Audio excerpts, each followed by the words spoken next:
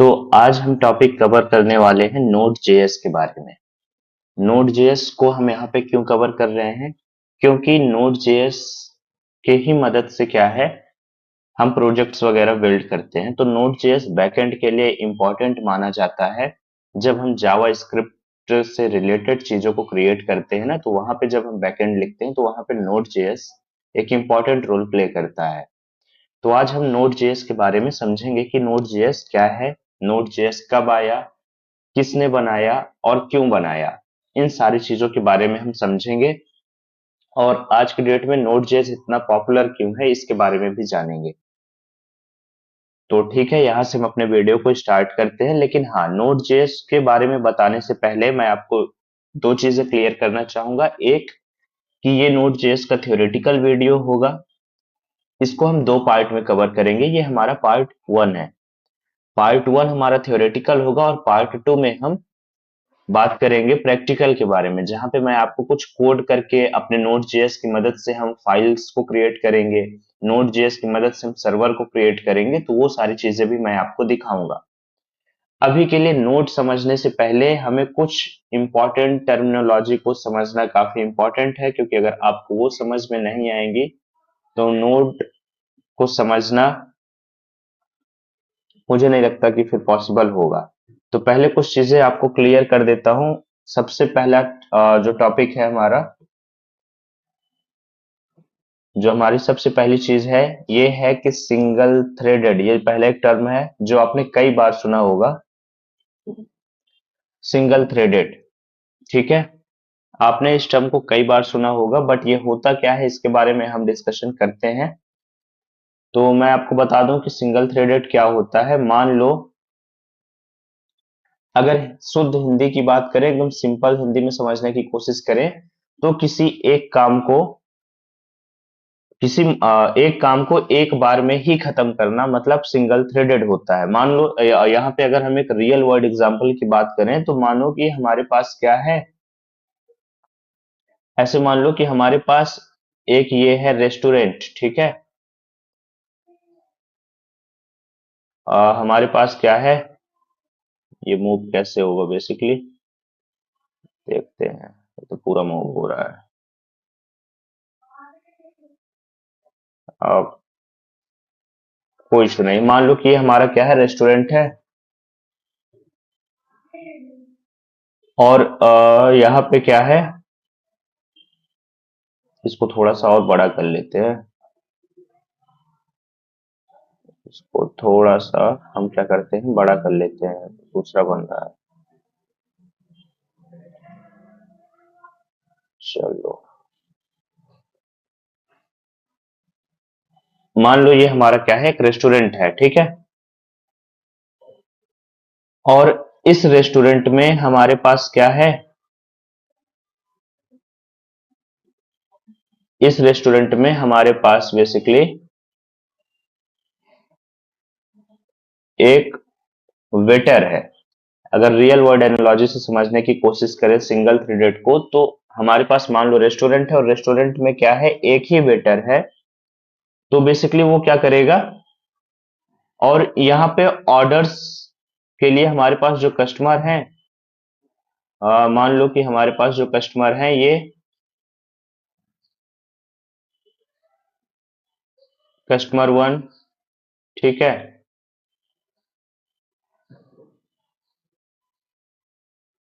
Then हमारे पास customer 2। ठीक है, और एक कस्टमर मान लीजिए कि हम और यहाँ पे ले लेते हैं, हमारे पास 3 कस्टमर हैं। बट वेटर कितना है, वेटर सिर्फ एक है हमारे पास। और इस रेस्टोरेंट में हमारे पास जो कस्टमर हैं, ए, बी और सी, ये 3 कस्टमर हैं। तो जो वेटर होगा हमारा, वो एक बार में सिर्फ एक ही लोगों से ऑर्डर ले सकता है। ठीक है, जो वेटर होगा हमारा, वो एक बार में सिर्फ एक ही पर्सन से ऑर्डर ले सकता है।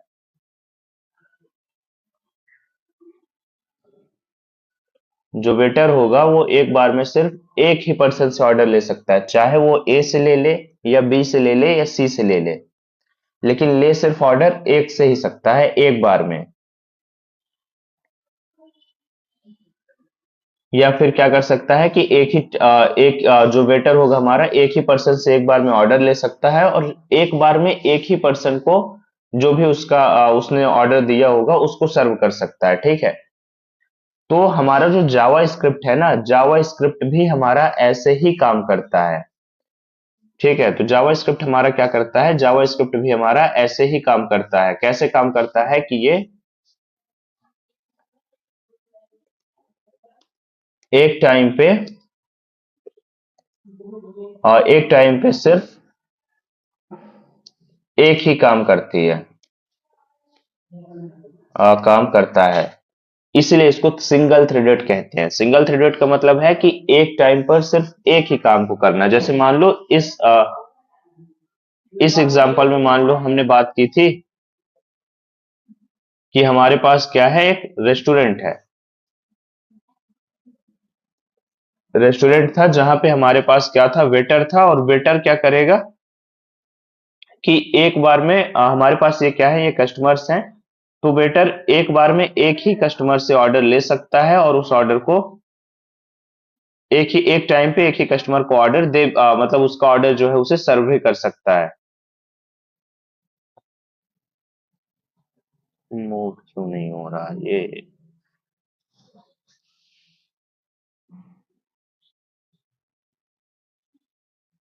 ठीक है, अभी सही लग रहा है।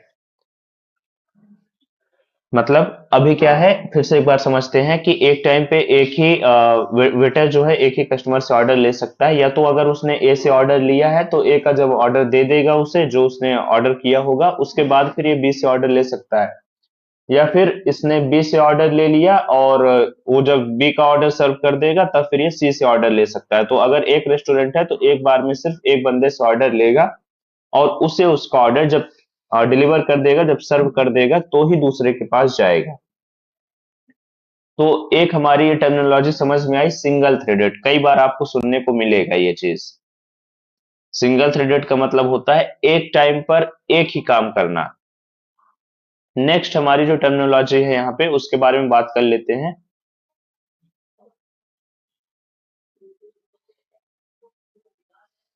ये है, आपने कई बार इसके बारे में भी सुना होगा, जेएस इंजन, ठीक है। तो जेएस इंजन के बारे में भी आपने कई बार सुना होगा। मैं आपको इसके बारे में भी समझा देता हूं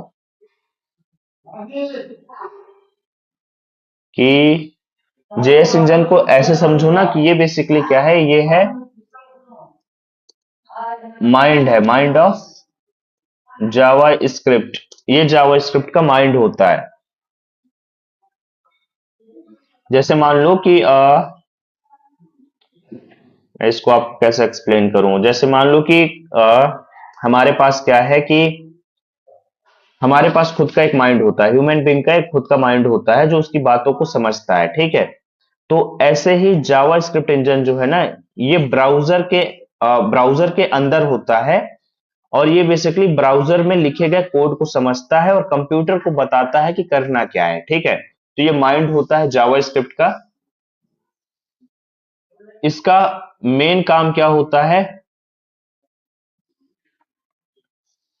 इसका मेन काम क्या होता है कि ये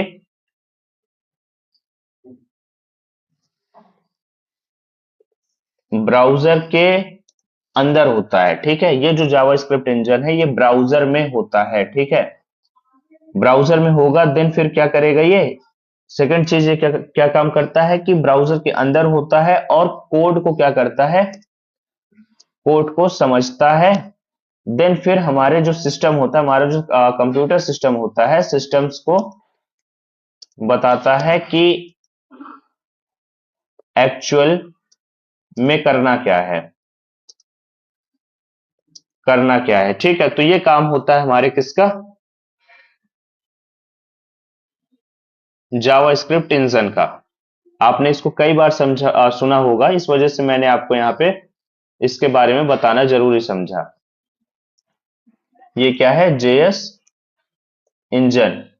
आगे हम बताएंगे कि जेएस इंजन कैसे दिखता है, क्या चीजें होती हैं, बिहाइंड द सीन क्या होता है। बट अभी के लिए ऐसे समझो कि मैं आपको कुछ टर्मिनोलॉजी से, कुछ टेक टर्म से आपको इंट्रोड्यूस करा रहा हूं, तो आपको वो समझना जरूरी है जब हम नोड जेएस के बारे में बात करते हैं तो।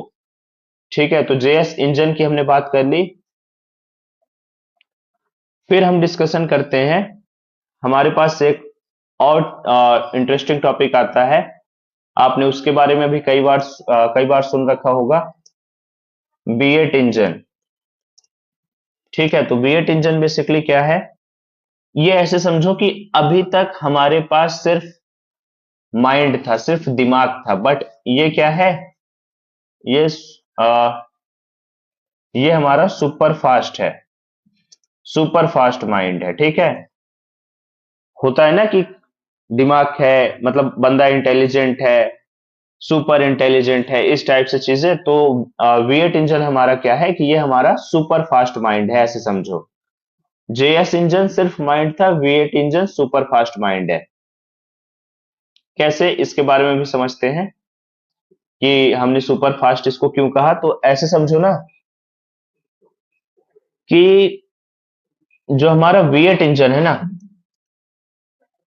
V8 इंजन जो है एक बहुत ही सुपर फास्ट दिमाग है। ठीक है, दिमाग है। ठीक, तो बेसिकली इसको बनाया किसने? ये बनाया गया गूगल के द्वारा। इसे नॉट गूगल ने बनाया है। ठीक है, इसे गूगल ने बनाया है। ये काम कैसे करता है? तो ऐसे समझो कि मान लो ऐसे समझो कि जैसे मान लो, अगर रियल वर्ल्ड एनालॉजी की हम बात करें, तो मान लो कि हम क्या करते हैं, एक नॉर्मल साइकिल होती है हमारे पास, मान लो एक नॉर्मल साइकिल होती है,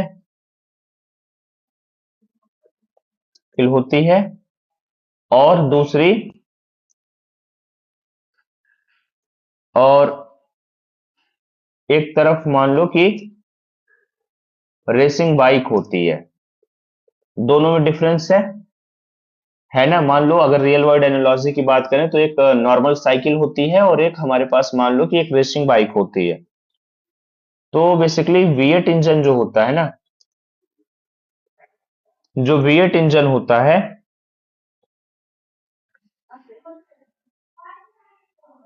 ये बेसिकली क्या काम करता है कि ये V8 इंजन जावा स्क्रिप्ट की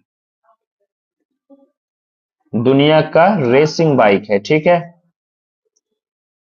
और जो हमने जेएस इंजन की बात की थी, वो हमारा साइकिल है, नॉर्मल साइकिल है, बट V8 इंजन एक रेसिंग बाइक है इसका।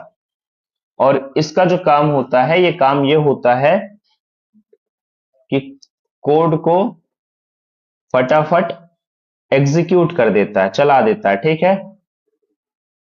कोड को फटाफट एग्जीक्यूट करता है। कौन? V8 engine.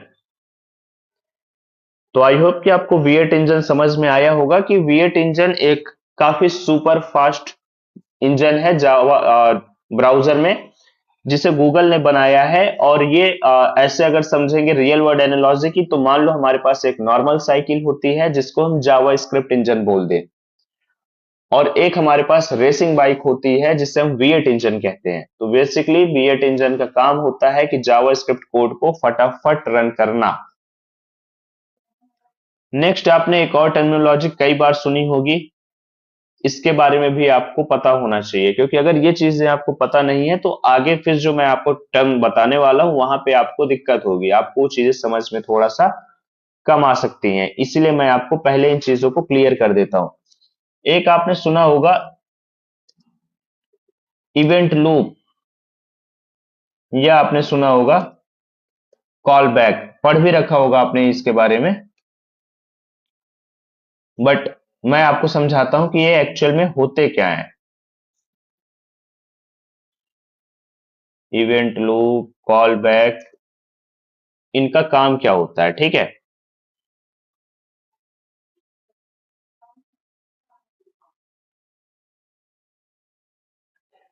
हम बात करते हैं कि मान लो उसी एग्जांपल को लेते हैं अपने वेटर वाले को, ठीक है। तो वहां पे क्या था कि जो हमारा वेटर था वो एक बार में एक ही काम करता था, बट मान लो कि एक सेकेंड, यहाँ पे क्या है, ऐसे मान लो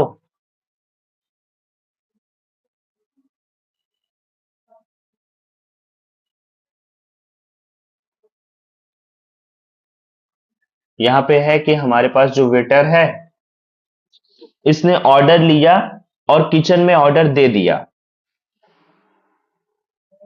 ठीक है। वेटर हमारा जो है इसने ऑर्डर लिया और किचन में ऑर्डर क्या कर दिया, दे दिया। ये मान लो हमारे पास 3 पर्सन है,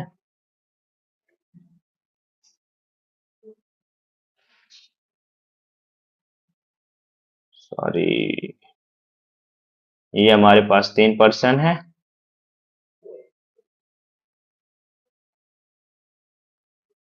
इनका ऑर्डर वेटर ने बेसिकली लिया,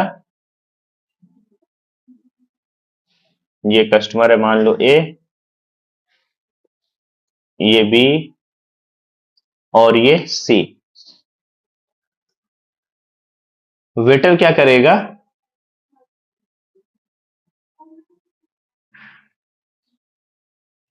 वेटर क्या करेगा, मान लो कि पर्सन ए से इसने ऑर्डर लिया और हमारे पास हम मान लो बना लेते हैं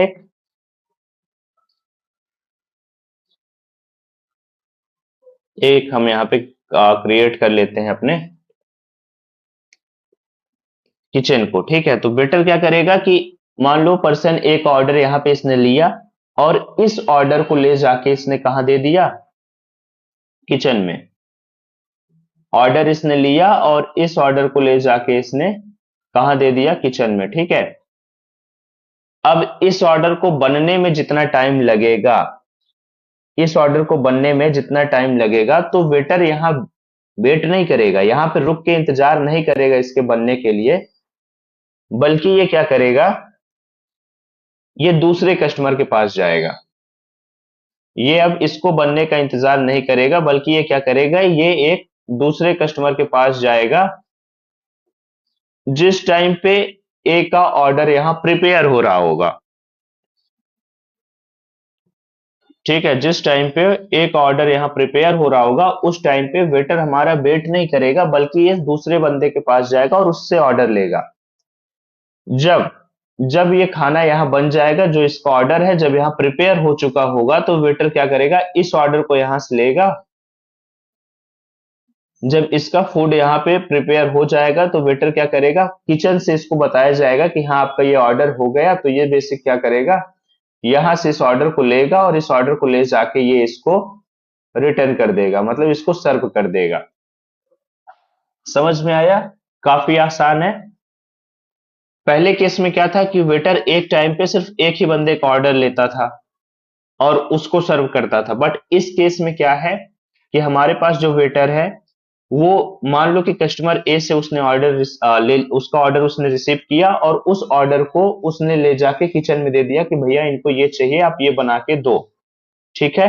जब तक जो टाइम लगेगा कस्टमर ए के ऑर्डर को प्रिपेयर होने में, उस टाइम पे वेटर यहाँ खड़ा होकर इंतजार नहीं करेगा, बल्कि वो जाएगा कस्टमर बी के पास और बी का ऑर्डर लेगा और उस ऑर्डर को ले जाके किचन में दे देगा। अब तब तक ए का खाना बन चुका होगा, मान लो कि ए का जो ऑर्डर होगा वो बन चुका होगा, उसका जो फूड होगा वो बन चुका होगा, तो वो ले जाके किसको दे देगा, ए को सर्व कर देगा और सी से ऑर्डर ले लेगा। तो ये साइकिल यहाँ पे हमारी चलती है, ठीक है। मैं इसको समझा देता हूं आपको कि क्या है कि वेटर ने किचन में ऑर्डर दिया, जैसे मैंने आपको बता दिया, ठीक है, कि दे दिया और वहां खड़े होकर इंतजार नहीं करेगा, बल्कि दूसरे कस्टमर के पास जाएगा जब तक कि खाना उसका तैयार हो जाएगा। तो किचन से क्या है, बेसिकली एक उसको क्या आएगा, एक कॉल बैक आएगा कि हाँ आपका खाना प्रिपेयर हो चुका है, अब आप इसे ले जाके दे दो। तो जब वेटर के पास ये कॉल बैक आएगा तो ये बेसिकली जाके उस कस्टमर को दे देगा। तो यहाँ पे क्या हो रहा है ना, ये जो वेटर है ये बार बार चक्कर काटता है और कॉल बैक इवेंट का वेट करता है, और उसी को हम कहते हैं इवेंट लूप। ठीक है, अब आपको समझ में आ गया होगा कि इवेंट लूप और कॉल बैक क्या होते हैं। यहाँ वेटर हमारा क्या है, बार बार बार बार चक्कर काटेगा, यहां से यहां जाएगा, यहां से यहां जाएगा, और जब किचन से खाना रेडी होगा इस तो बेसिकली कॉल बैक हमारे पास आएगा और ये जाके इसको खाना दे देगा। ठीक है, तो इसी को क्या कहते हैं, कॉल बैक और इवेंट लूप।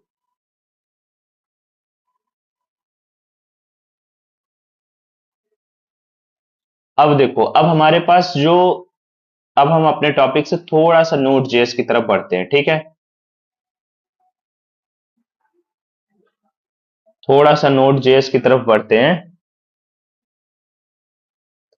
कि आपने सुना होगा सिंगल थ्रेडेड। मैंने अभी आपको ऊपर समझाया कि सिंगल थ्रेडेड क्या है, पर अभी क्या है कि आपने सुना होगा सिंगल थ्रेडेड नोड जेएस भी बेसिकली इसी टर्मिनोलॉजी पे काम करता है। बट ये बट ये इतना स्मार्टली वर्क करता है कि ये सिंगल होने के बाद भी काफी कई टास्कों को एक साथ संभाल सकता है। ठीक है, हमारे केस में क्या था, वेटर अकेला था लेकिन एक ही काम कर पा रहा था, बट यहाँ पे क्या है कि ये सिंगल होने के बाद भी मल्टीपल टास्क को एक बार में मैनेज कर सकता है, और ये इतना स्मार्टली करता है कि हमें पता भी नहीं चलता। ठीक है, तो ये बेसिकली है नोड जेएस के बारे में। यहीं से हम अपने नोड जेएस का जो टॉपिक है इसको स्टार्ट करते हैं। तो एक लाइन आप पढ़िएगा, मैं यहाँ पे लिख रहा हूं कि नोड जेएस भी हमारा जो है, नोड जेएस भी सिंगल थ्रेडेड पे ही वर्क करता है। ठीक है, बट ये इतना स्मार्टली वर्क करता है, बट ये इतना स्मार्टली वर्क करता है कि ये एक बार में मल्टीपल मल्टीपल टास्क को क्या करता है, टास्क को हैंडल कर लेता है। ठीक है, नोड जेएस इतना स्मार्टली वर्क करता है कि ये एक बार में मल्टीपल टास्क को हैंडल कर सकता है। अभी हम इसके बारे में थोड़ा सा और आएंगे आगे। एक और टर्मिनोलॉजी से आपको इंट्रोड्यूस करा देता हूं, जो है, इसके बारे में आप जब नोड जेएस का जिक्र होता है तो इसके बारे में बात होती ही है, और ये है हमारा नॉन ब्लॉकिंग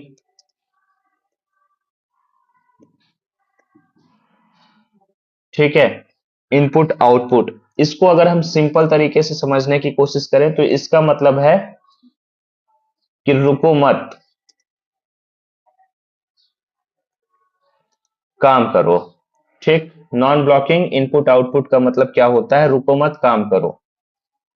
ये तो ठीक है, समझ में आया, बट एक्चुअल मतलब क्या है, थोड़ा सा डिफिनेशन टाइप में समझाओ ना। बिल्कुल,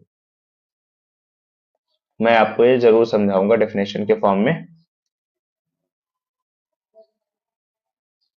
इसमें क्या होता है, मान लो कि हमारे पास कोई बड़ा काम होता है। ठीक है, मान लो कि कोई बड़ा काम है हमारे पास, जैसे कि किसी फाइल को डाउनलोड करना हो गया।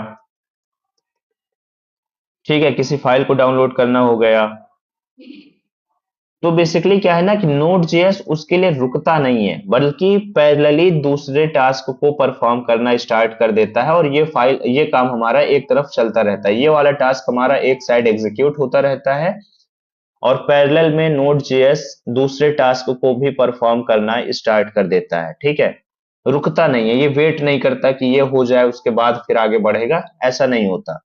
ये दूसरा काम पैरेलली एग्जीक्यूट करना स्टार्ट कर देता है। फिर क्या है,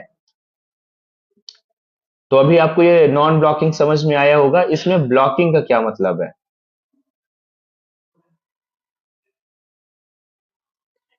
टर्म है ब्लॉकिंग।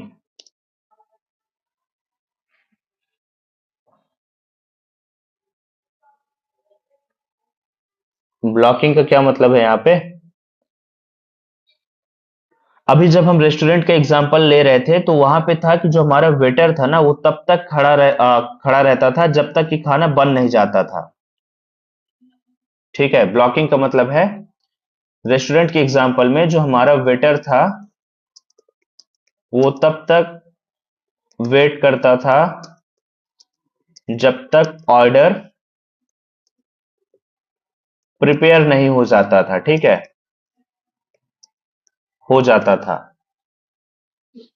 तो इससे क्या होता था ना, इससे क्या होता था कि जो बाकी के जो कस्टमर्स के जो ऑर्डर्स लेने थे वो काफी स्लो हो जाते थे उन ऑर्डर्स को लेना। ठीक है, तो इससे क्या होता था कि जो बाकी का काम था, बाकी के काम स्लो हो जाते थे।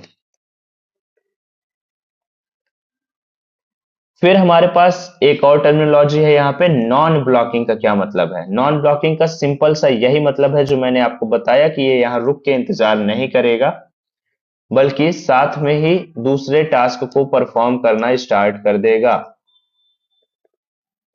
नॉन ब्लॉकिंग का क्या मतलब है कि जैसे मैंने आपको दूसरे एग्जांपल में समझाया था कि वेटर जो है वो रेस्टोरेंट में खड़ा होकर वेट नहीं करेगा बल्कि वेटर ने ऑर्डर दिया और दूसरे काम को करने के लिए निकल गया। ऑर्डर जाके किचन में दे दिया, कस्टमर से ऑर्डर रिसीव करके किचन में ऑर्डर को दे दिया कि ये फूड आप प्रिपेयर करो, तब तक वो दूसरे कस्टमर के पास ऑर्डर रिसीव लेने पहुंच जाता है। तो बेसिकली ये क्या है, ये नॉन ब्लॉकिंग होता है। ठीक है,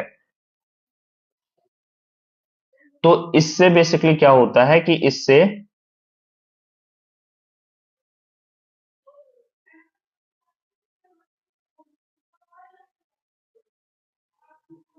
इससे क्या होता है ना,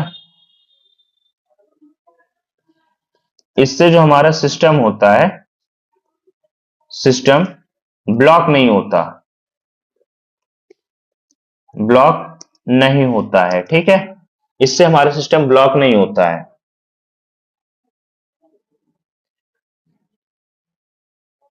ठीक है, अभी आपको ये समझ में आया होगा। अब यहां पे हम बात कर रहे थे इवेंट लूप की ना, इवेंट लूप की मैंने अभी आपको ऊपर समझाया था इवेंट लूप। तो थोड़ा सा इसके बारे में भी डिस्कशन यहां कर लेते हैं जब हम नोड के बारे में देख रहे हैं। तो बेसिकली क्या है इवेंट लूप? इवेंट लूप को आप ऐसे समझिए कि ये नोड जेएस का, नोड जेएस की जान है इवेंट लूप। ठीक है, इसमें क्या होता है कि नोड जेएस जो है, इवेंट लूप को आप ऐसे समझिए कि एक पोस्टमैन की तरह है जो हमेशा चेक करता रहता है कि क्या कोई काम खत्म हुआ, क्या मुझे किसी को बताना है, जैसे कि नॉन ब्लॉकिंग काम। ठीक है, मान लो कि डेटाबेस से डेटा का आना, अगर डेटाबेस से डेटा आ गया तो मतलब वो टास्क खत्म हुआ है और इवेंट लूप उसे पकड़ता है और स्क्रीन पर जाकर दिखा देता है। ठीक है, तो आई होप कि आपको इवेंट लूप समझ में आया होगा। इवेंट लूप एक पोस्टमैन की तरह समझो जो कि हमेशा चेक करता रहता है कि कोई एक काम खत्म हो गया और जैसे ही वो काम खत्म हो जाता है तो वो उस काम को पकड़ता है, उस इवेंट को पकड़ता है और जाके स्क्रीन पे उसे दिखा देता है।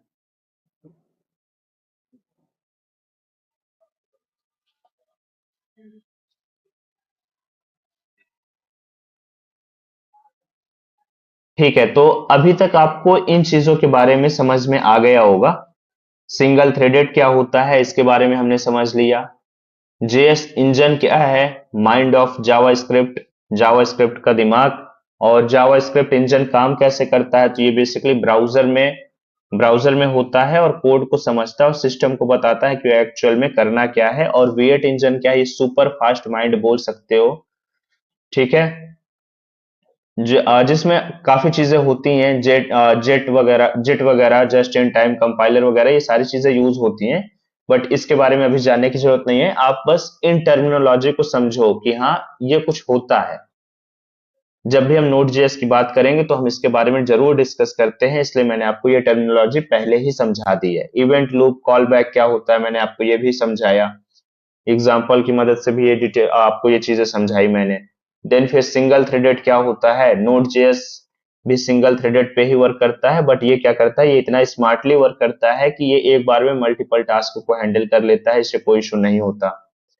नॉन ब्लॉकिंग इनपुट आउटपुट क्या होता है, इसका सिंपल सा मतलब है कि रुको मत, काम को करते रहो। फाइल को डाउनलोड करना हो गया, मान लो हमारा एक काम ऑलरेडी चल रहा है कि कोई फाइल डाउनलोड हो रही है, बट ये पैरेलली किसी और काम को भी कराएगा। जब ये फाइल डाउनलोड हो जाएगी तो इवेंट लूप इस काम को पकड़ेगा कि ये फाइल डाउनलोड हो चुकी है और इसे स्क्रीन पे हमारे क्या करेगा, प्रेजेंट कर देगा। तो यहां तक आपको कॉन्सेप्ट क्लियर होना चाहिए। अगर ये कॉन्सेप्ट क्लियर नहीं है तो प्लीज वीडियो को रिवॉच कीजिए, क्योंकि अब आगे जब हम बात करेंगे नोड जेएस के बारे में डिटेल में, तो वहां पे अगर ये टर्मिनोलॉजी आपको पता नहीं होगी तो चीजें समझ में नहीं आएंगी। इसलिए प्लीज, अगर यहां तक आपको समझ में नहीं आया है तो आप एक बार वीडियो को दोबारा से वॉच कीजिए। तो हमने इवेंट लूप के बारे में जान लिया, नॉन ब्लॉकिंग के बारे में हमने जाना। तो बेसिकली क्या था कि मेरा जो मेन एम था आपको इन टर्म से रूबरू करवाना, तो उसके बारे में मैंने आपको समझाया, सारी चीजें मैंने आपको डिटेल में समझाई हैं। और अब हम एक्चुअल में अपने नोड जेएस का टॉपिक स्टार्ट करते हैं। ठीक है, यहाँ से हमारे नोड जेएस का जो टॉपिक है, पहले क्या था कि आपको इन टर्म के बारे में, इन टर्मिनोलॉजी के बारे में पता होना जरूरी था। इस वजह से मैंने आपको इनके बारे में डिस्कशन करके सारी चीजें एक्सप्लेन की। बट अब क्या है कि अब हमें एक्चुअल में नोड जेएस के बारे में बात करने का टाइम आ गया है। ठीक है, तो हमें क्या करना है, सबसे पहले हम स्टार्ट करते हैं अपने नोड जेएस के टॉपिक को। हम इसको साइड करते हैं और यहाँ पे अपने नोड जेएस यहाँ से हम स्टार्ट करते हैं। तो देखो अभी तक क्या था हमारे पास कि सिंपल था हमारे पास, या मान लो कि हमारे पास क्या था, जावा स्क्रिप्ट लैंग्वेज हुआ करती थी। हमारे पास यहाँ पे जावा स्क्रिप्ट लैंग्वेज हुआ करती थी, जो कि क्या थी,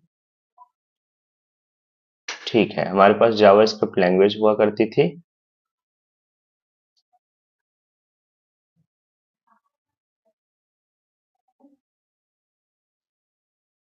जावा स्क्रिप्ट लैंग्वेज हुआ करती थी, वो क्या थी,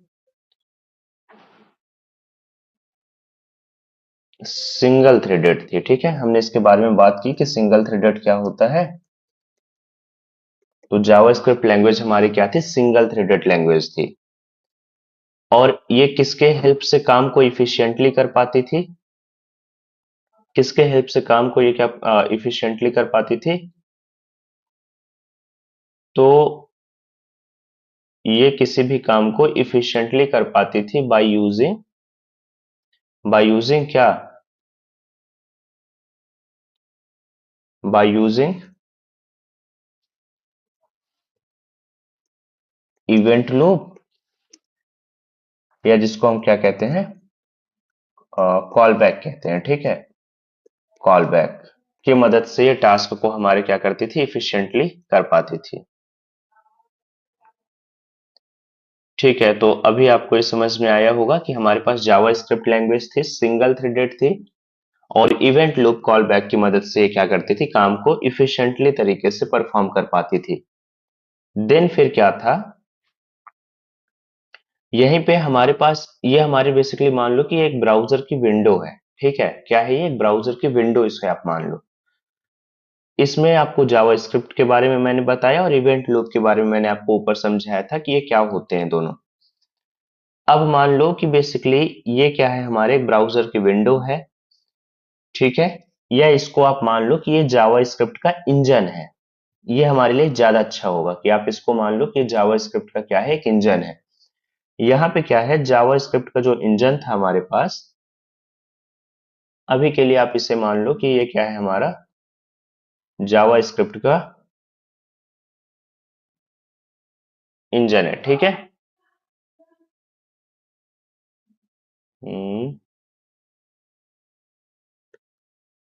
जेएस इंजन है हमारा ये। जेएस इंजन का कहने का मेरा मतलब क्या है कि मान लो ये हमारा क्या है, ऐसे समझ लो कि ये हमारा, सॉरी इसको ले लेते हैं, ये हमारा क्या है, जावा स्क्रिप्ट जो इंजन है, इसका मेरा कहने का जो मेन मतलब है ये है V8 इंजन। ठीक है, इंजन। अब क्या था कि एक व्यक्ति थे, एक डेवलपर कम्युनिटी से आते थे हमारे पास, नाम था रेयान ढाल। अगर मेरी प्रोनाउंसिएशन सही है तो मैं आपको सही उनका नाम प्रोनाउंस कर पा रहा हूं कि उनका नाम था, हमारे पास एक डेवलपर कम्युनिटी से एक व्यक्ति थे जिनका नाम था रेयान ढाल। इन्होंने क्या किया, इन्होंने क्या किया, इस चीज को आप समझिएगा कि इन्होंने क्या किया, रियान ढाल ने क्या किया, इस V8 इंजन का, ये जो हमारे पास V8 इंजन है बेसिकली,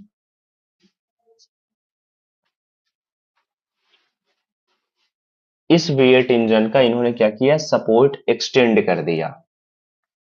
इसका जो सपोर्ट था इसको इन्होंने एक्सटेंड कर दिया।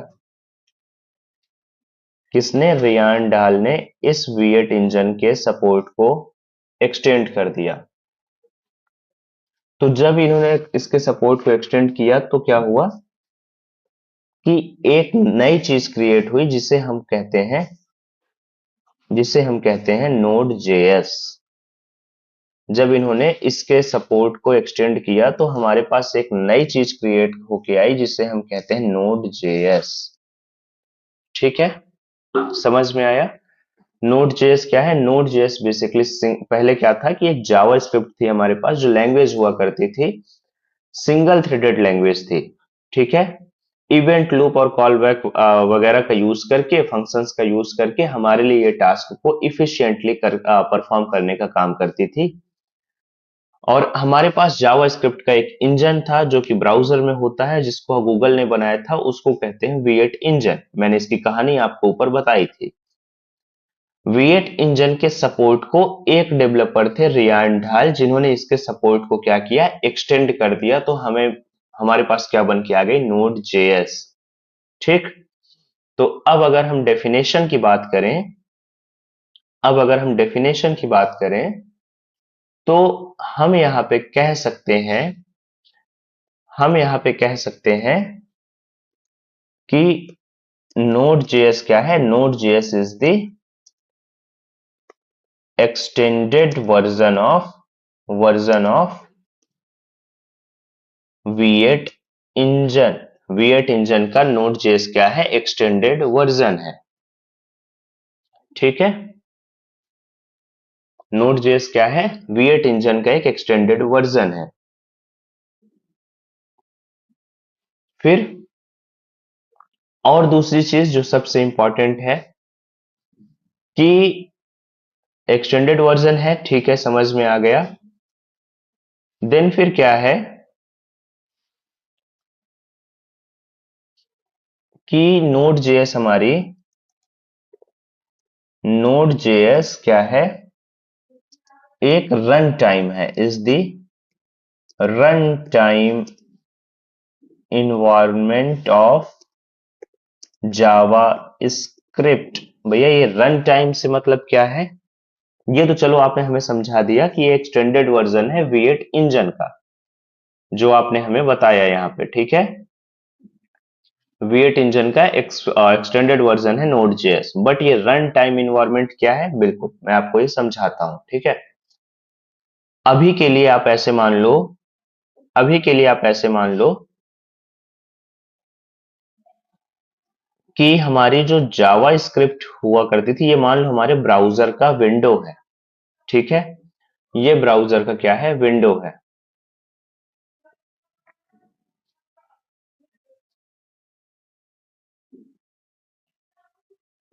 ठीक है, ये हमारे ब्राउजर का विंडो है। इसको मैंने दो पार्ट्स में मान लो डिवाइड कर दिया है आपको सिर्फ समझाने के लिए। ठीक है, यहां पे क्या है कि हमारे पास यहां पे हमारे पास क्या है, पहले जावा स्क्रिप्ट इस विंडो के अंदर रन होती थी, ब्राउजर के विंडो के अंदर, ठीक है। ये हमारे ब्राउजर का विंडो है और जावा स्क्रिप्ट क्या है, इस विंडो के अंदर रन होती थी, मतलब हम ब्राउजर से ही जावा स्क्रिप्ट को एक्सेस कर पाते थे, ठीक है। तो अभी के लिए मान लो कि मैं इसे जेएस कंसोल कह देता हूं, या ब्राउजर कंसोल सही टर्म होगा, ठीक है। ब्राउजर के कंसोल से ही हम इसको क्या कर पाते थे, इसको रन कर पाते थे जावा स्क्रिप्ट को। कैसे रन कर पाते थे, ब्राउजर के कंसोल के थ्रू, जो हमारे ब्राउजर में एक कंसोल आता है, उसी कंसोल के थ्रू हम क्या कर पाते थे, इसे रन कर पाते थे।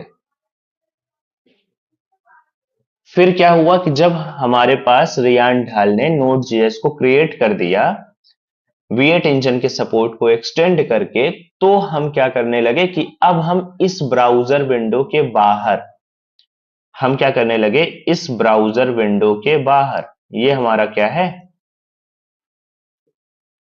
ये है ब्राउजर का विंडो, ठीक है, ब्राउजर विंडो है हमारा। तो जब रियान ढाल ने इसको नोड जेएस को क्रिएट किया, तो हम इस ब्राउजर विंडो के बाहर भी नोड जेएस को यूज कर पा रहे थे, ठीक है। तो ब्राउजर के बाहर नोड चलाने के लिए हमें क्या चाहिए, जावा स्क्रिप्ट को चलाने के लिए हमें क्या चाहिए था, एक इन्वायरमेंट चाहिए था। अभी तक हमारे पास इन्वायरमेंट क्या था, ब्राउजर था हमारा। बट जब इन्होंने इसके सपोर्ट को बढ़ाया, एक अपडेटेड वर्जन क्रिएट किया, तो हमें जावा स्क्रिप्ट को चलाने के लिए क्या चाहिए, अगर हम ब्राउजर को छोड़ के कहीं चलाना चाहेंगे तो हमें एक इन्वायरमेंट की जरूरत होती है। तो फिर क्रिएट हुआ नोड जेएस, और नोड जेएस क्या है, रन टाइम इन्वायरमेंट है जावा स्क्रिप्ट का। मतलब क्या है कि अब हम इस ब्राउजर विंडो के बाहर, इस ब्राउजर विंडो के बाहर, ब्राउजर के कंसोल के बाहर नोड को अपने रन कर पा रहे थे, किसकी मदद से, सॉरी, जावा स्क्रिप्ट को अपने रन कर पा रहे थे, किसकी मदद से, with the help of node JS. Node JS के मदद से हम जावा स्क्रिप्ट को अपने ब्राउजर के बाहर रन कर पा रहे थे। आपको ये चीजें समझ में आई? उम्मीद है कि ये सारी चीजें आपको काफी क्लियर तरीके से समझ में आई होंगी, ठीक है।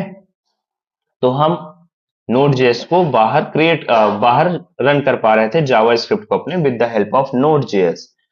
तो क्या भैया, सवाल यह है कि क्या नोड इकलौता रन टाइम इन्वायरमेंट है? नहीं, नोड जेएस सिर्फ रन टाइम इन्वायरमेंट एक ही नहीं है, बल्कि ऐसे और भी रन टाइम इन्वायरमेंट है हमारे पास। जैसे पहला हमारे पास नोड है, दूसरा हमारे पास डीनो है, और तीसरा हमारे पास बन है। ऐसे और भी हैं, बट अभी के लिए जो पॉपुलर हैं वो यही तीनों हैं। तो ये तीनों क्या है हमारे, ये एक रन टाइम इन्वायरमेंट है, रन टाइम इन्वायरमेंट है, ठीक है। अभी के लिए ऐसे समझो कि ये एक रन टाइम इन्वायरमेंट है, किसके लिए,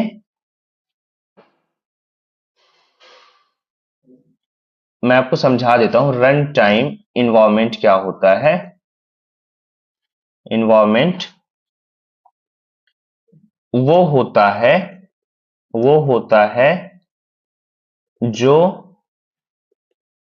किसी भी चीज को, किसी भी चीज को चलाने में मदद करे, हेल्प करे, ठीक है, उसको कहते हैं रन टाइम इन्वायरमेंट। हमारे केस में ये मदद कौन कर रहा है, नोड जेएस, किसको चलाने में, जावा स्क्रिप्ट को चलाने में। कहां चलाने में, आउटसाइड द ब्राउजर, ठीक है। नोड जेएस जावा स्क्रिप्ट को बाहर, ब्राउजर के बाहर चलाने में हेल्प करता है। तो ये क्या है, हमारा एक रन टाइम इन्वायरमेंट है। मैं आपको इसके वेबसाइट पे भी लेके दिखाता हूं चल के। नोड जेएस, सॉरी, हाँ, नोड जेएस ये है हमारी नोड की जो ऑफिशियल वेबसाइट है।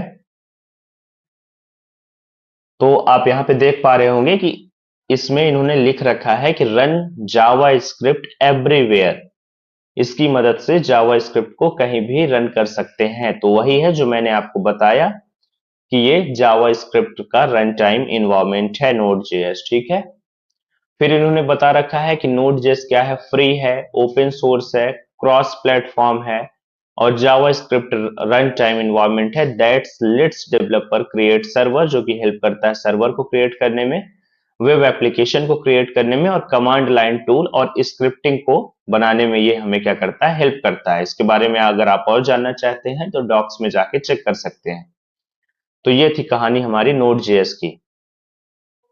फिर हम यहाँ पे मैं आपको एक चीज और दिखाता हूं, जावा स्क्रिप्ट रन टाइम इन्वायरमेंट। ठीक है, हम जब इसको सर्च करते हैं तो हमारे पास क्या मिलता है,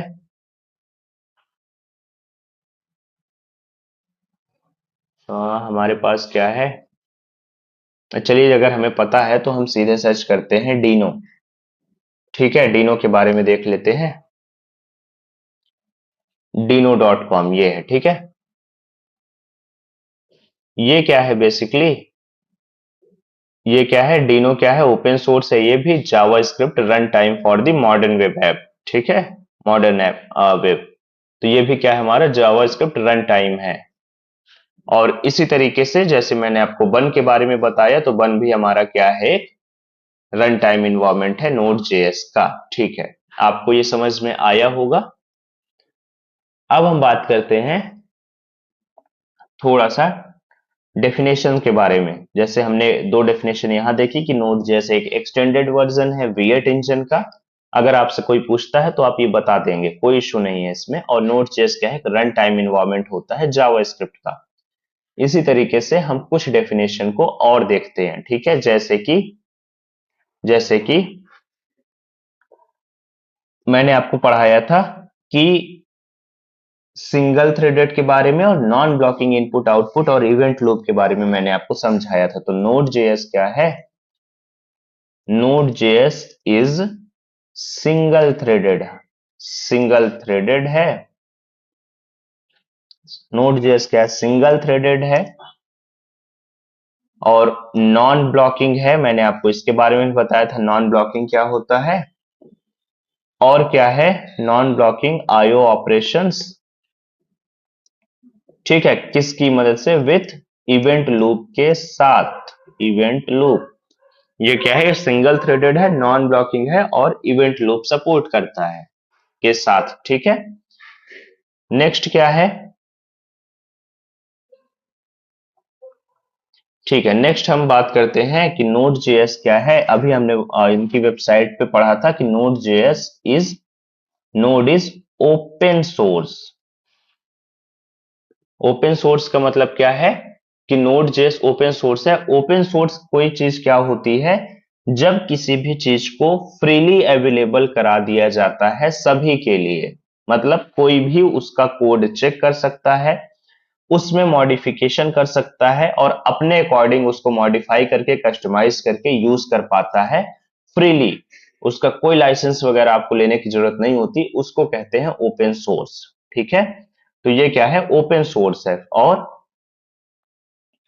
नेक्स्ट क्या है हमारा कि नोड जेएस क्या है, मैंने आपको बताया कि एक्सटेंडेड वर्जन है, एक्सटेंडेड वर्जन वर्जन है क्रोम के, क्रोम के V8 इंजन का। ठीक है, तो ये डेफिनेशन है कि नोड जेएस हमारी सिंगल थ्रेडेड है, नॉन ब्लॉकिंग इनपुट आउटपुट को सपोर्ट करता है, इवेंट लूप। और नोड जेएस क्या है, ओपन सोर्स है और एक्सटेंडेड वर्जन है क्रोम के V8 इंजन का। तो आई होप कि आपको ये चीजें क्लियर हो गई होंगी। अब नोड से रिलेटेड मैं आपको ऐसी चीजें बताने जा रहा हूं जो कि कहीं नहीं आपको बताई जाती हैं, उसके बारे में हम बात करेंगे, जो कि इंडस्ट्री में यूज होती हैं। और एज अ डेवलपर जब आप काफी प्रैक्टिस करते हो, काफी सीखते हो, तब जाके आपको कहीं वो चीजें पता चलती हैं। ठीक है, तो हम बात करेंगे दो चीजों के बारे में पहले जान लेते हैं। एक होता है एनवीएम, ठीक है, एक होता है एनवीएम। ये क्या होता है इसके बारे में डिस्कस कर लेते हैं। एनवीएम होता है नोड वर्जन मैनेजर। ये क्या काम करता है? ये नोड के वर्जन को मैनेज करने का काम करता है। मतलब अगर सिंपल शब्दों में समझाऊं मैं आपको, तो ये क्या काम करता है? ये हेल्प करता है, इट हेल्प्स टू मैनेज, ठीक है, it helps to manage multiple version of node on device. एक डिवाइस पे मल्टीपल नोड के वर्जन को मैनेज करने का काम कौन करता है? एनवीएम, ठीक है। एनवीएम का फुल फॉर्म होता है नोड वर्जन मैनेजर, और इसका काम होता है कि डिवाइस में मल्टीपल नोड वर्जन को मैनेज करने का काम करना, ठीक है। और एक होता है एनपीएम, एनपीएम, ठीक है। इसका क्या काम होता है एनपीएम का? ये एनपीएम बेसिकली क्या होता है, इसका जो फुल फॉर्म होता है ये है नोड पैकेज मैनेजर। ये नोड पैकेज मैनेजर इसका फुल फॉर्म होता है। ये नोड के पैकेजेस को मैनेज करने का काम करता है, ठीक। और एक चीज जो आप प्रोग्रामिंग में हर दफा देखेंगे, और जब नोड के बारे में बात होगी तो आपको उनके बारे में पता होना जरूरी है। यह सिर्फ नोड के लिए नहीं, जब भी किसी बैक एंड डेवलपमेंट या फ्रंट एंड डेवलपमेंट की बात होती है, जहां पे भी कोड से रिलेटेड टर्म आते हैं, वहां पे आपको एक चीज बताई जाती है। वो टर्म होता है हमारा मॉड्यूल, ठीक है। क्या होता है? वो टर्म होता है हमारा मॉड्यूल। मॉड्यूल क्या होता है इसके बारे में देख लेते हैं कि मॉड्यूल क्या होता है। तो हम इसको सिंपल कह सकते हैं कि, सॉरी, मॉड्यूल हमारा पीस ऑफ कोड होता है। क्या होता है मॉड्यूल?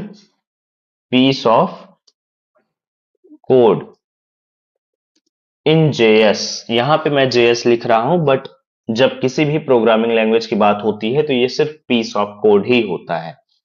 और हम इसको कह सकते हैं कि एक ऐसा function, a function is a piece of code, piece of code, एक ऐसा फंक्शन जो कि कोड का क्या हो? एक पीस हो, ठीक है, एक छोटा सा पार्ट हो। और क्या है? और हम इसे कह सकते हैं कि एक ऐसी file, a file is a piece of code. एक फाइल हमारी जो कि क्या क्या हो? एक कोड का क्या हो? पीस हो। पीस का मतलब है एक टुकड़ा मान लो आप, ठीक है। तो क्या है कि मॉड्यूल हमारी क्या है? पीस ऑफ कोड होती है किसी भी प्रोग्रामिंग लैंग्वेज में। जैसे कि एक फंक्शन हो गया जो कि हमारा पीस ऑफ कोड होगा, और एक फाइल हो गई जो कि पीस ऑफ कोड होती है। अब हम बात करते हैं सबसे इंटरेस्टिंग टॉपिक की। हम बात करते हैं सबसे इंटरेस्टिंग टॉपिक की। टॉपिक है मॉड्यूल्स इन जेएस, जावा स्क्रिप्ट में मॉड्यूल्स।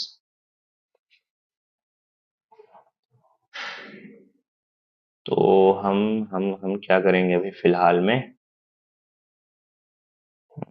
हमें क्या चाहिए? हम इसको लेते हैं, और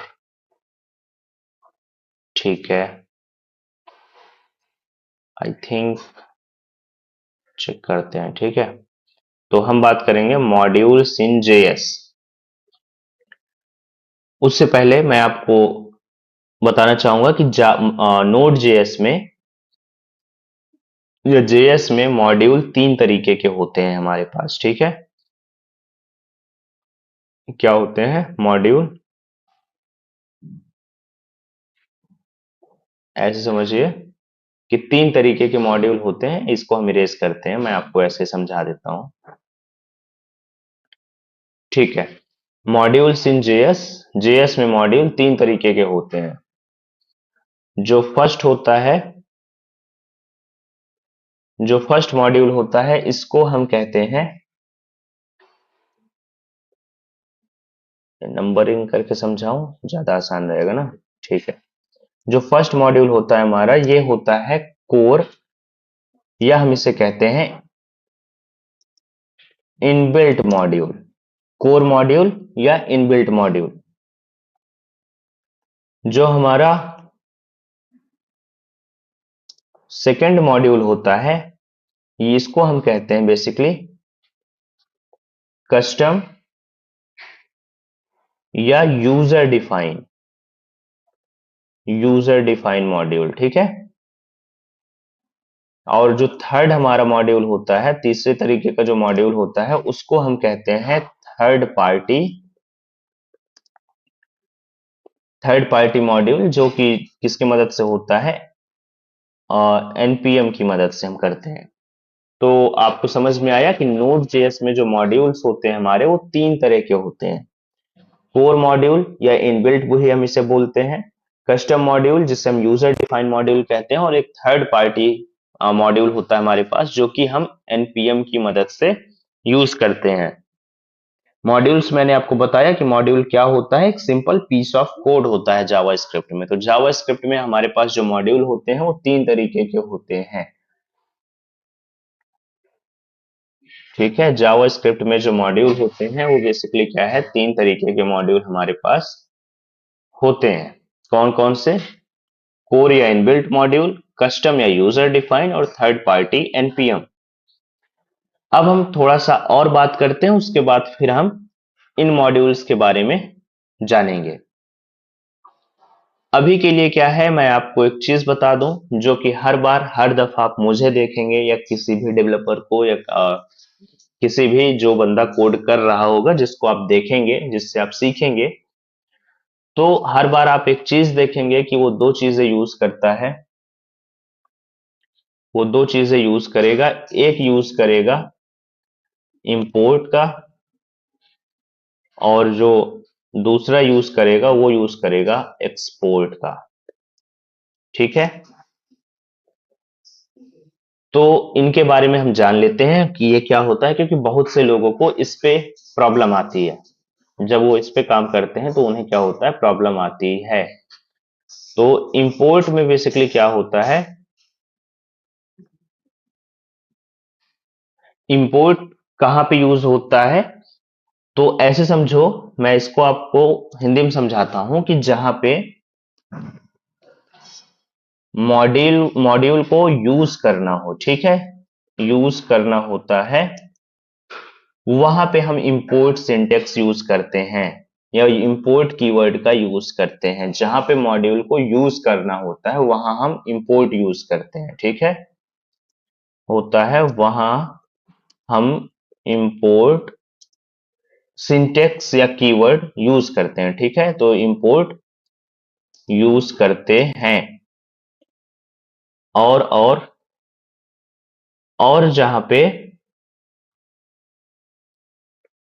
जहां पे मॉड्यूल क्या करना हो, मॉड्यूल क्रिएट करना हो, ठीक है, या क्रिएट हुआ हो। ठीक है। जहां पे मॉड्यूल हमारा क्रिएट हुआ हो वहां हम एक्सपोर्ट यूज करते हैं। वहां एक्सपोर्ट यूज करते हैं। ठीक है। अभी आपको समझ में आया होगा कि मैं यहां पे क्या बता रहा हूं। देखो, जहां पे जिस फाइल में हम किसी मॉड्यूल को यूज करना चाहते हैं वहां पे हम इंपोर्ट कीवर्ड का यूज करते हैं, और हम जिस मॉड्यूल को हम कहीं और यूज करने के लिए यूज करते हैं, मतलब कहीं और जगह, किसी और जगह यूज करना हो हमें जिस मॉड्यूल को, वहां पे हम एक्सपोर्ट का यूज करते हैं।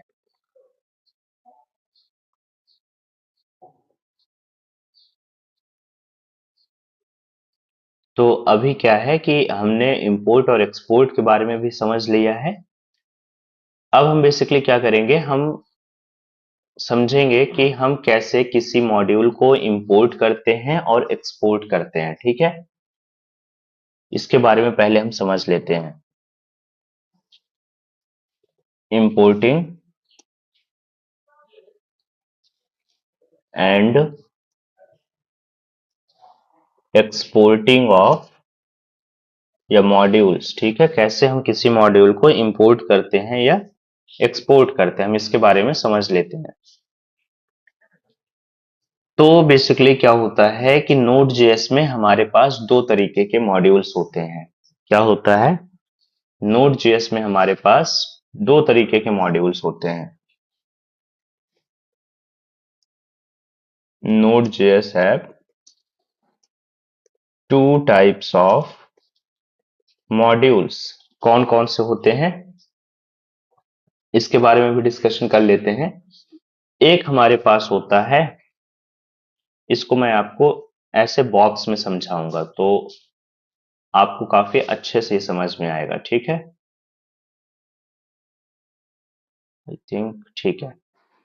एक ये हो गया और एक हम इधर क्रिएट कर लेते हैं। तो बेसिकली नोड जेएस में हमारे पास दो तरीके के मॉड्यूल होते हैं। एक क्या होता है, एक हमारा ओल्ड है या फिर हम इसे डिफॉल्ट मॉड्यूल कहते हैं, और दूसरा हमारा क्या है, दूसरा न्यू है और इसे हम क्या कहते हैं, ये डिफॉल्ट नहीं होता है तो नॉट डिफॉल्ट। ये वो चीजें हैं जो आपको काफी प्रैक्टिस से समझ में आती हैं, बट अगर आप इस वीडियो को देख रहे हैं तो आपको ये चीजें समझ में आ जाएंगी, कोई इशू नहीं है। तो बेसिकली क्या है कि दो तरीके के मॉड्यूल्स होते हैं नोड में। एक डिफॉल्ट होता है और एक क्या है, डिफॉल्ट नहीं होता है। ठीक है भाई, ये तो समझ में आया, बट मॉड्यूल कौन कौन से होते हैं। मॉड्यूल का जो नाम है वो ऐसे समझो कि हमारे पास जो मॉड्यूल होता है,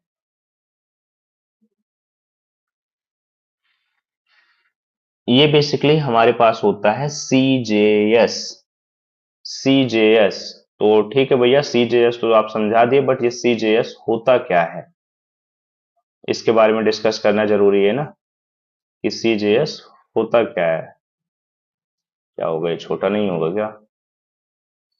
नहीं। तो इसको अभी हम क्या करते हैं, इसको हम रिमूव भी कर देते हैं, ज्यादा सही है। ठीक है, मैं आपको ऐसे ही समझाता हूं कि हमारे पास क्या होता है, सीजेएस होता है।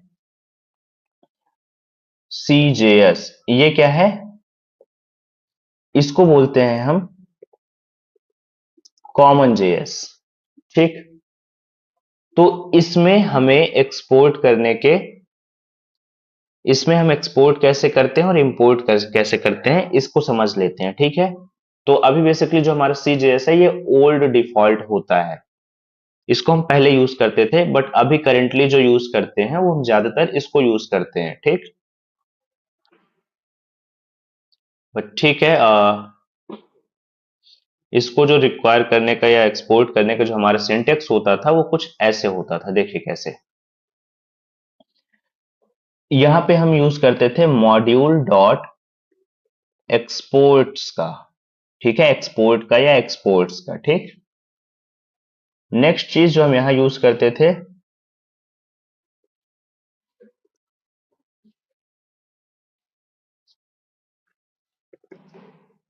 वो थी हमारे पास रिक्वायर करने के लिए हम यूज करते थे, इंपोर्ट करने के लिए हम यूज करते थे अपने रिक्वायर सिंटेक्स का। और जो थर्ड चीज हम यूज करते थे, बेसिकली यहां पे क्या था हमारे पास, हम यूज करते थे सिंक्रोनस का, सिंक्रोनस, ठीक है। सिंक्रोनस का हम यूज करते थे यहां पे, थिंक अभी परफेक्ट है ये। तो ये थी हमारी सीजेएस की कहानी कि सीजेएस में हम यूज करते थे इन चीजों का। मॉड्यूल डॉट एक्सपोर्ट का, रिक्वायर का और सिंक्रोनस का। सिंक्रोनस का मतलब क्या है? सिंक्रोनस का मतलब होता है, सिंक्रोनस का जो मतलब होता है, ऐसे समझो कि एक के बाद एक एग्जीक्यूट करता है ये हमारे कोड को, ठीक है। एक के बाद एक हम एग्जीक्यूट करता है हमारे कोड को, तो इसको बेसिकली क्या बोलते हैं? सिंक्रोनस। ठीक है, ये अभी आपको समझ में आ गया होगा। तो ये थी बेसिकली कहानी हमारे कॉमन जेएस की। नोड जेएस में दो तरीके के मॉड्यूल्स होते हैं, मैंने आपको बताया, एक डिफॉल्ट होता है और एक डिफॉल्ट नहीं होता है। मतलब एक सीजेएस हमारे पास होता है और एक जो हमारे पास नए तरीके का मॉड्यूल है जिसे हम कहते हैं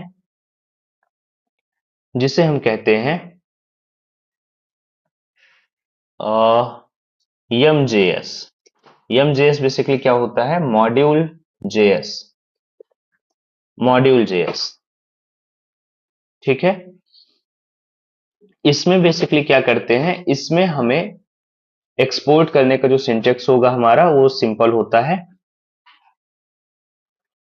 तो हम सिंपल क्या करते हैं, हम एक्सपोर्ट करने के लिए यूज करते हैं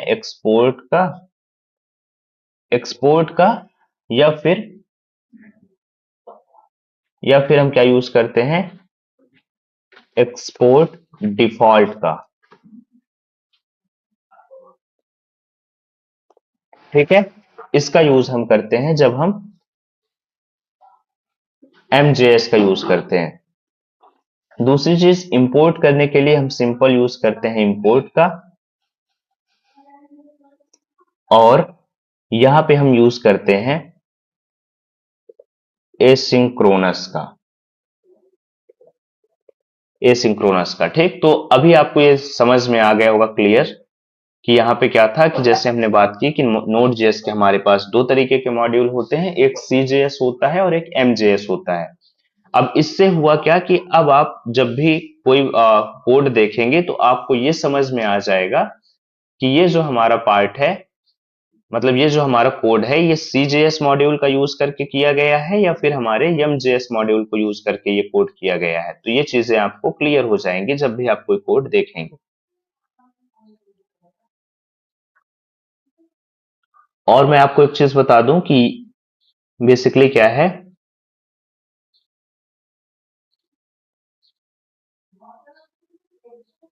जो हमारा यम जेएस होता है, जो हमारा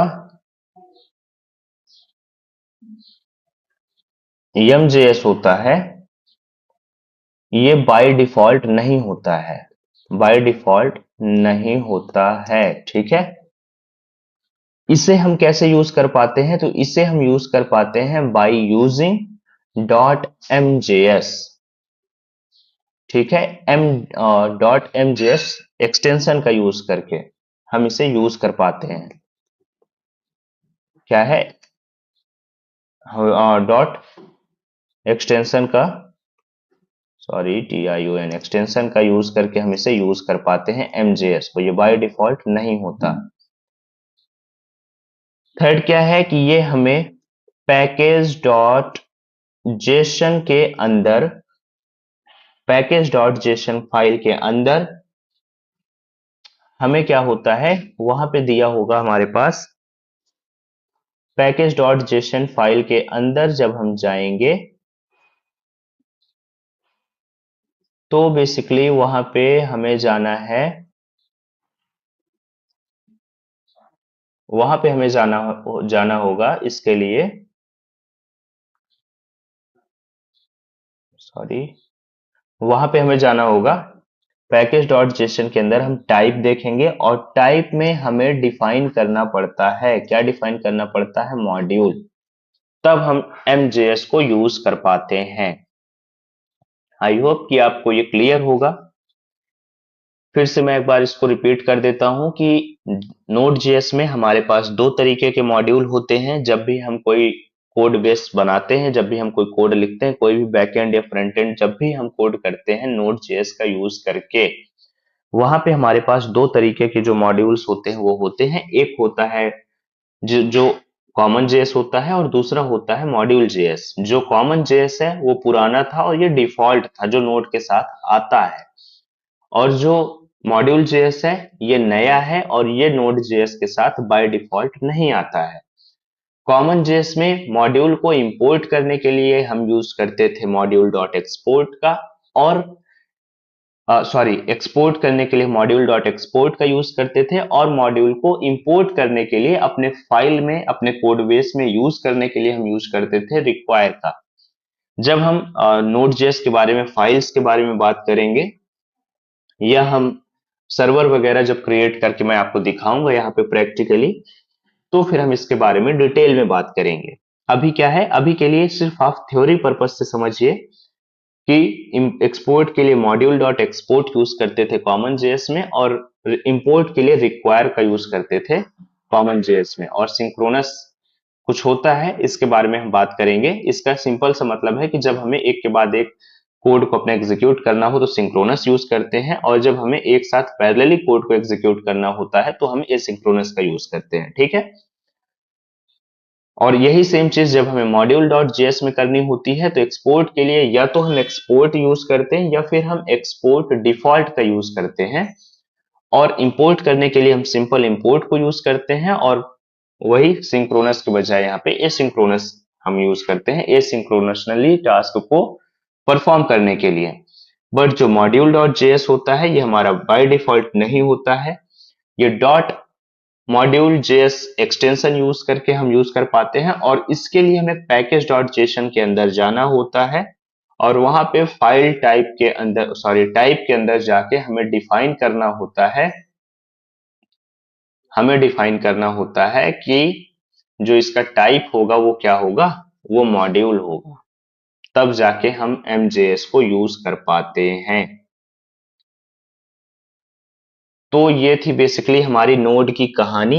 अब नोड में बचा कुछ नहीं है, सिर्फ एक चीज बचा है जो मैं आपको बता देता हूं।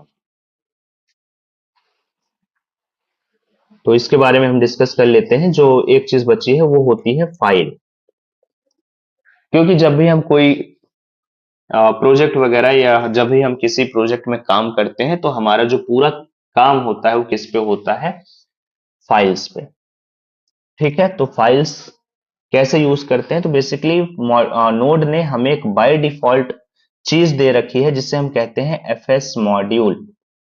ये हमें नोड ने बाय डिफॉल्ट पहले से प्रोवाइड कर रखा है, जिसको नोड की मदद से हम यूज करते हैं बाय यूजिंग एफएस मॉड्यूल। अब एफएस मॉड्यूल क्या होता है, एफएस मॉड्यूल बेसिकली क्या काम करता है, इसके मदद से, एफएस मॉड्यूल की मदद से हम चार चीजें कर पाते हैं, ठीक है। एफएस मॉड्यूल की मदद से हम चार चीजें कर पाते हैं। एक हम क्रिएट कर पाते हैं, एक हम रीड कर पाते हैं, और एक हम अपडेट कर पाते हैं, और हम डिलीट कर पाते हैं। ये चार चीजें हम एफएस मॉड्यूल की मदद से करते हैं, जिसे आप CRUD ऑपरेशन भी सुने होंगे या जानते हैं CRUD ऑपरेशन के नाम से। बेसिकली क्या है, यहाँ पे एफएस मॉड्यूल में हमारे पास, एफएस मॉड्यूल में हमारे पास कुछ चीजें हैं जिसे मैं आपको बता दूं। हम जब हम जब सिंक कीवर्ड को यूज करके जब हम इन ऑपरेशंस को परफॉर्म करने की कोशिश करते हैं सिंक कीवर्ड का यूज करके, तो इसका मतलब होता है कि वेट होके टास्क परफॉर्म होगा या कंप्लीट होगा। क्या होके, वेट होके, जब हम सिंक का यूज करते हैं तब, ठीक है। और जब हम एसिंक का यूज करते हैं, एसिंक कीवर्ड का यूज करते हैं, तो क्या होगा, इसका मतलब होता है कि जो हमारा टास्क है ये पैरेलली परफॉर्म होगा, ठीक है। पैरेलली टास्क हमारा क्या होगा, टास्क परफॉर्म होगा। तो ये कहानी है हमारी एफएस मॉड्यूल की। इन्हें कैसे यूज करना है या कैसे यूज कर पाते हैं वो मैं आपको कोड करके दिखाऊंगा, वहां पे आपको समझाऊंगा। प्लस में मैं आपको थोड़ा सा इसके डॉक्यूमेंटेशन पे भी समझाऊंगा इन चीजों के बारे में। बट एफएस मॉड्यूल का जो काम होता है वो सिंपल होता है, एक इन चार ऑपरेशंस को परफॉर्म करना। ठीक है, जो हमारा एफएस मॉड्यूल होता है उसका सिंपली जो काम होता है वो इन ऑपरेशंस को परफॉर्म करने का काम होता है, जिससे हम क्या कहते हैं, जिसे हम कहते हैं CRUD ऑपरेशन भी। ठीक है, या ठीक है, इसके आगे लिखना है CRUD ऑपरेशन, तो हम इसे CRUD ऑपरेशन भी कहते हैं।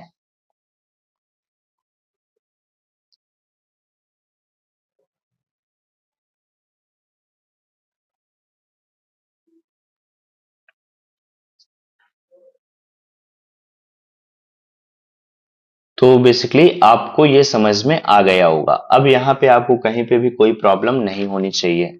और यही कहानी होती है हमारी जब हम नोड जेएस पढ़ते हैं, तो ये सारी चीजें आपको पता नहीं होती हैं तो नोड आपको काफी कॉम्प्लेक्स लगता है।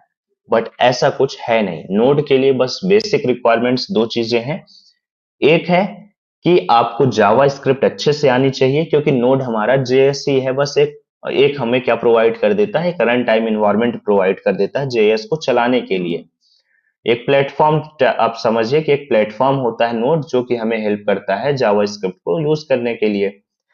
देन क्या होगा कि बेसिकली हमें प्लेटफॉर्म मिल गया, हम जेएस अगर हमें आएगी तो हम अच्छे से यूज कर पाएंगे। और दूसरा है कि आप कुछ मत करिए, आप सिर्फ मेरा इस लेक्चर को चेक कर लीजिए, वॉच कर लीजिए, और आपको सारी चीजें समझ में आएंगी जो आप नोड के साथ करते आए हैं या लोगों को करते हुए देखे हैं। इसके बाहर से कहीं से भी कुछ नहीं आता। जो भी चीजें हम यूज करते हैं अपने प्रोजेक्ट में, हम यहीं से यूज करते हैं।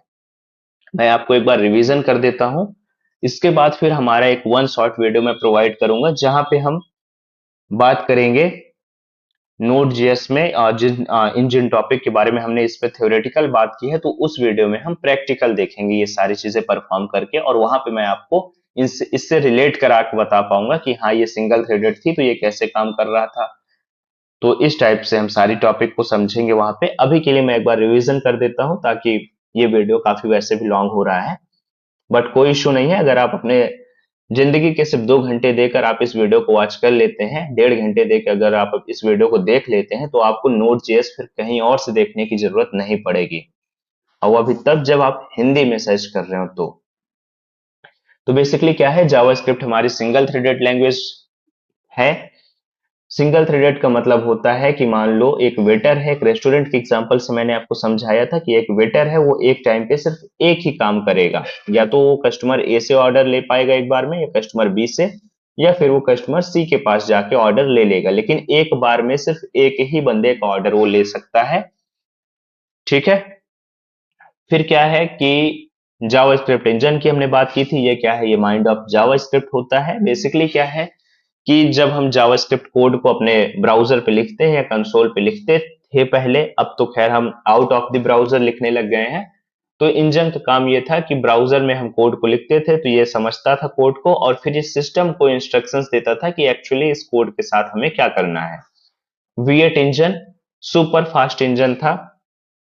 ठीक है, इसको गूगल ने डेवलप किया था, और इसका काम ये होता था कि इसमें गूगल ने इंट्रोड्यूस किया था जेट कंपाइलर का। जेट, JIT, उसका फुल फॉर्म होता है जस्ट इन टाइम कंपाइलर। ये क्या काम करता था, कोड लिखते जाओ, उसी टाइम ये एग्जीक्यूट करने का काम करता था। इस वजह से भी एक रीजन है कि ये काफी पॉपुलर था और काफी इफेक्टिवली हमारे जो टास्क थे उसे एग्जीक्यूट कर पाता था।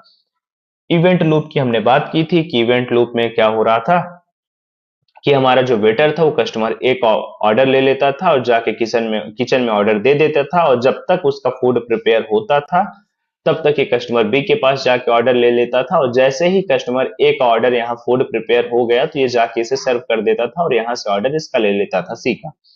तो एक साथ ये कई काम को परफॉर्म कर पा रहा था, और एक ही वेटर था जो कि काफी इफेक्टिवली इस काम को कर पा रहा था। ठीक वैसे ही नोड जेएस में हमारे पास नोड जेएस सिंगल थ्रेडेड है, क्योंकि ये जावास्क्रिप्ट पे बेस है तो सिंगल थ्रेडेड तो होगी ही, बट ये इतना स्मार्टली काम करती है कि पता ही नहीं चलता कि ये क्या है, एक बार में ये मल्टीपल टास्कों को हैंडल कर सकती है नोड जेएस। फिर हमने नॉन ब्लॉकिंग इनपुट आउटपुट का मतलब समझा कि इसका मतलब है कि रुको मत, काम को करते रहो। मतलब मान लो कि हमारे पास दो काम हो रहे हैं, एक तरफ हमारी फाइल डाउनलोड हो रही है और दूसरी तरफ हम हेलो वर्ड प्रिंट करा रहे हैं, तो हमारी फाइल भी डाउनलोड होगी और हेलो वर्ड भी प्रिंट होगा, बट फाइल हमारी डाउनलोड होती रहेगी, हेलो वर्ड प्रिंट हो जाएगा, और जब फाइल डाउनलोड हो जाएगी तो फाइल डाउनलोडिंग का भी हमें मैसेज मिल जाएगा। ब्लॉकिंग में क्या है, बेसिकली ब्लॉकिंग का मतलब है कि इसको भी मैंने आपको एक रियल वर्ड एनालॉजी को यूज करके एक रेस्टोरेंट के एग्जांपल से समझाया था कि हमारे कोड बेस में जो वेटर था वो तब तक